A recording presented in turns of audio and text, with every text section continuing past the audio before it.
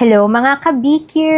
Yes, barely qualified people. I know, ako isa sa mga barely qualified. Kaya gusto ko talagang ituloy itong podcast natin para mapag-usapan natin ano ba yung mga kuro-kuro natin sa buhay where we have a lot of things na na-learn natin in our experiences but we know that we're not the subject matter expert. Pero dahil marami tayong natutunan, gusto nating i-share sa iba.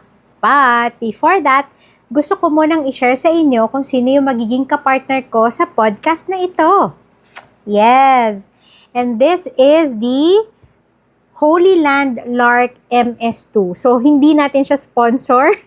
Gusto ko lang ipakita sa inyo just in case you're wondering kung ano rin yung mga microphone na magagamit ninyo sa pagpa-podcast ninyo.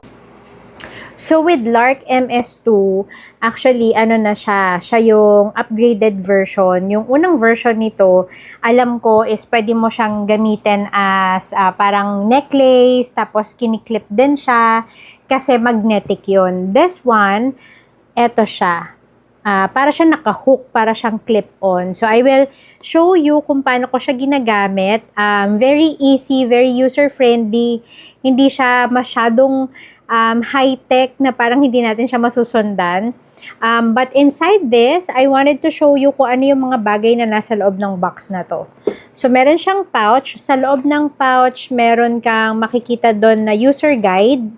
Pero kasi ako, very visual akong tao. So, ang ginawa ko, naghanap na lang ako ng video kung saan nandun na yung step-by-step guide kung paano ko gagamitin. And then, nandito na rin tong power cord. Parang, ito yung cable para magamit nyo para i-charge tong port na to. Ito yung port kung saan naman nakalagay yung ating mga equipment. So, here, ito siya. Makikita nyo dyan, dalawa yung slot kung saan nandyan yung mic. So, ito yung mic niya. Ayan, ito yung itsura nung mic natin.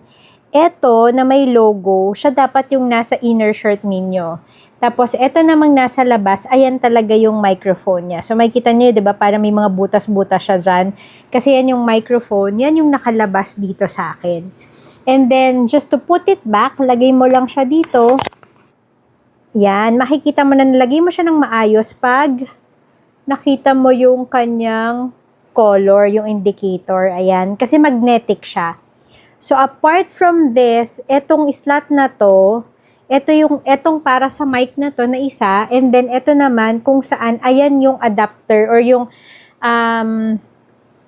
USB kung saan yun yung ipa-plug in mo para para magamit natin itong ating microphone gamit sa phone natin. Ito naman yung isa, kung gusto mo naman na gamitin yung microphone using your camera. Ayan, so ito yung ilalagay mo, imamount mo to dun sa camera mo, and then para magamit mo siya, apart from this, makikita mo na meron siya ditong, ayan, yung butas na yan.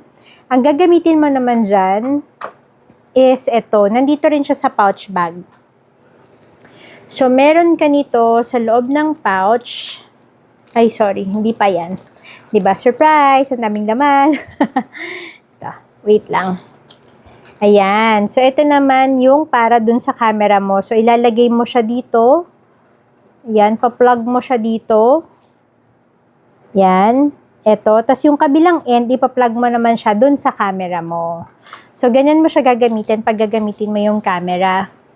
And then, naglagay din sila ng, ayan, para mas ma-minimize yung noise. Although, meron na rin kayong noise reduction dun sa mismong app kapag inopen nyo yun. So, pwede nyo siyang magamit kung paano nyo gustong i-adjust yung sound and paano nyo gamitin yung noise reduction as well. So, very helpful siya dahil dalawa yung mic mo. Actually, dalawa rin ang binigay nila na ganito. Ayan, di ba ang cute? So, pwede mo tong ilagay dito sa microphone mo to ano rin yung noise reduction. So, yan, meron kang pouch. Dito sa pouch, pwede mo na rin ilagay to. So, all-in-one na, very easy to carry, very easy to travel, hindi rin siya ganun kabigat. So, okay siya for me. So, ayun lang. I just wanted to show you kung ano yung gamit ko ngayon at in-unbox ko and how easy it is to use this para sa inyong vlogging or for your podcast. So, if in case meron kayong tanong, this is my first time that I'm gonna be using Holy Land. Hopefully, maging maayos talaga siya and okay talaga siya. Probably kapag nagtagal-tagal na, sasabihan ko kayo if may reviews ako. Pero sabi naman dun sa mga review, talagang matagalan mo siyang magagamit and very, very easy lang din siya. Ayun, thank you guys! And then let me know if may mga questions pa kayo. And I hope that every one of you is safe and happy. Bye!